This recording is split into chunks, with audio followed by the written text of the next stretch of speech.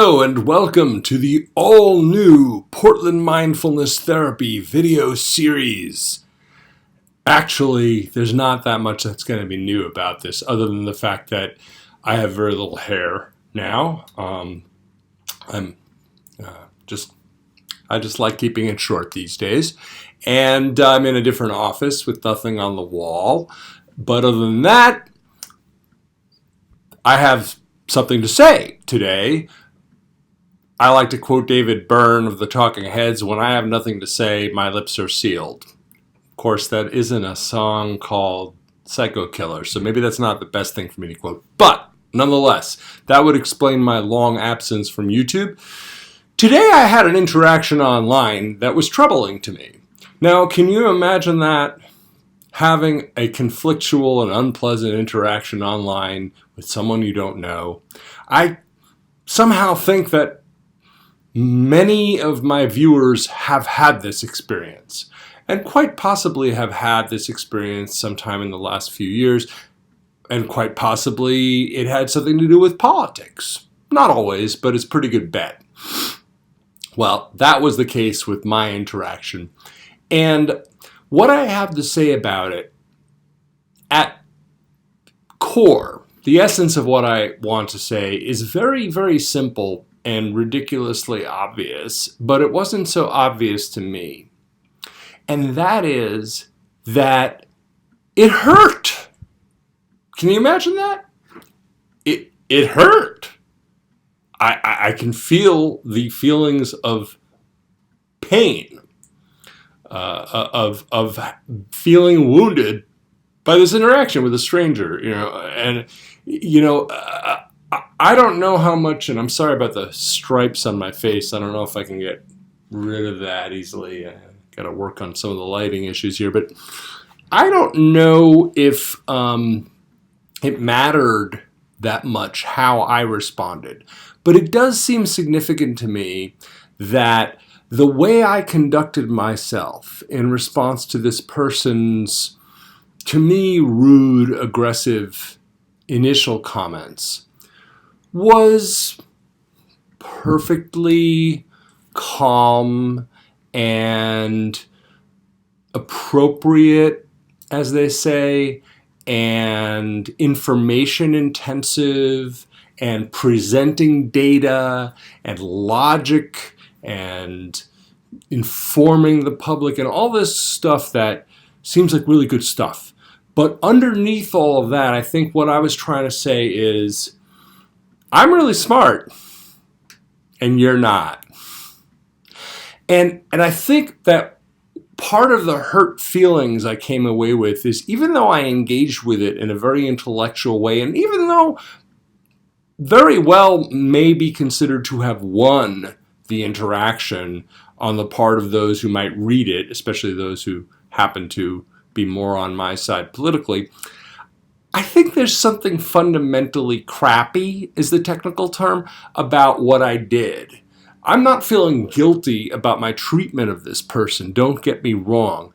I'm simply observing that no matter how good my writing was in response, and how poised I might have been, and how all that good stuff, I still felt like crap.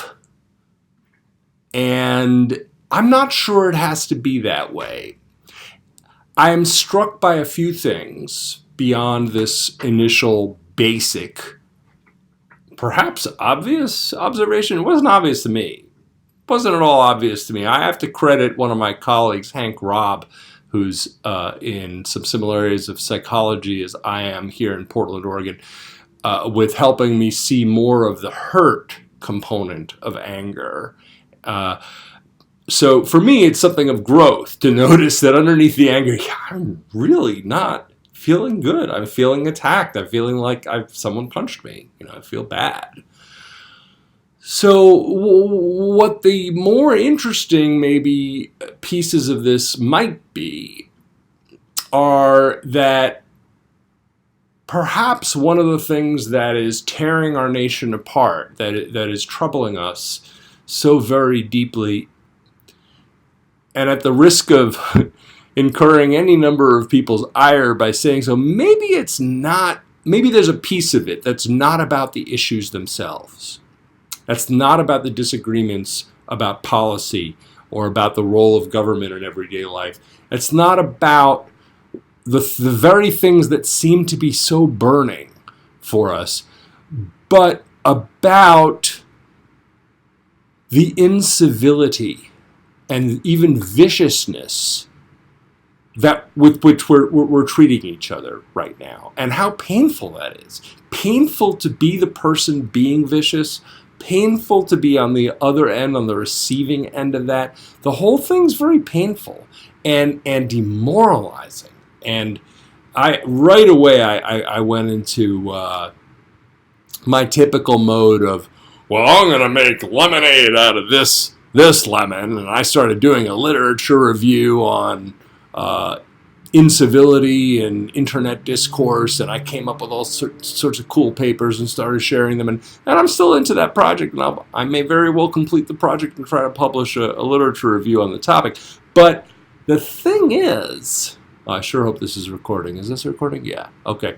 The thing is, I think the really important part of this is not going to be the intellectual piece of a lit review and whatever interesting things that I might unearth there, and even going on, and maybe I'll do a little study. Who knows?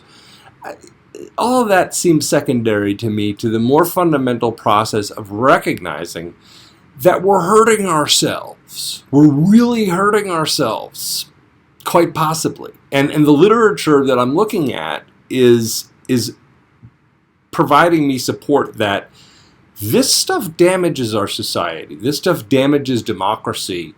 When I say this stuff, I don't mean the specific issues. Even if from perspective of, I don't know, from my side, the other side is outrageous, and what they say is outrageous. From their side, we're outrageous, and whatever we are. The trouble is the viciousness, the hate, the instant attack, and the relentlessness of that attacking attitude, and the number of enemies you now have in your mind, all weigh very heavily. They weigh very heavily, and I don't think I'm strange in that regard. I don't think I'm burdened by them, but there's all these people out there who are doing great with it. There may be a few psychopaths, true psychopaths, speaking of psycho killer, who really don't feel anything about it. It's just fun to them. But that's a tiny minority of people who take pure sport in baiting and baiting others and essentially causing pain to others. And I don't need to address that. I'm talking to the 99% of us, as far as I can tell, who I think this stuff is an unnecessary energy drain. Again, champion your causes. I don't even care what your cause is. I hope it's something I don't completely, absolutely object to, but whatever. It's your cause. Your cause is probably not, let's kill everybody on Earth. It's probably something a little more intelligent than that. So whatever it is, great. If you're on this side, great. If you're on that side, great. But could we maybe consider the possibility that whatever the politicians might say to one another, that us ordinary folks who aren't politicians, we might want to consider not going into fight mode. And it's really hard not to. And even I thought, I'm taking the moral high ground. No. That's fight mode. Getting smart and academic and posting all sorts of articles and being sort of condescending. That's fight mode. Just blocking someone, I'm good at that one too. That's one of my preferred. I would have rather have done that, actually. That's fight mode.